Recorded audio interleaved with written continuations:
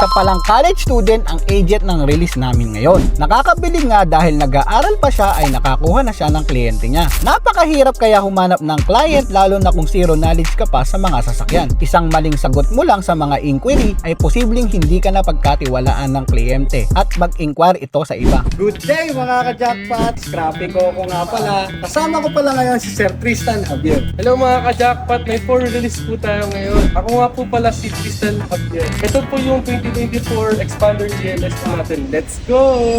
On the way na nga kami sa isang partner dealer namin malapit sa Mall of Asia. Doon na nga kami makikita ng client at ng agent natin. Nandun kasi ang unit na i-release namin. 2024 Mitsubishi Expander GLS Gas Automatic. Dumating na nga ang client at sinalubong namin. Pinakita namin agad ang sasakyan at pinaikutan ito para ma-check nila kung maganda ito at kung ito talaga ang gusto nilang sasakyan. Una kasi nilang tiningnan yung Honda BRV namin pero mas napusuan talaga nila itong Expander. Kaya dito na tumuloy ang client. Pagkatapos nga nilang ikutan ng sasakyan ay dinemo at sinecklist na namin ito para mas makita ng kliyente lahat ng dapat i-check sa sasakyan. At saka para makita niya na working lahat ng functional buttons ng sasakyan. Pinag-observe lang muna namin yung agent natin dahil sa susunod ay posibleng siya na ang magde-demo ng sasakyan. Pagkatapos nga ng checklist ay pinatest drive na namin ang sasakyan para ma-ensure ng client na maganda ang takbo ng sasakyan. Very satisfied si client sa sasakyan niya kaya dumiretso na kami sa pirmahan. Habang nagpipirmahan nga kami ay dinidetail nga ang sasakyan. Kasama ito sa previous namin para mas maging makinis ang unit. Si Sir Jerby nga pala ang nagpapirma ng kontrata. In-explain niya din dito yung mga nakalagay sa kontrata para alam ni client yung mga pinipirmahan niya.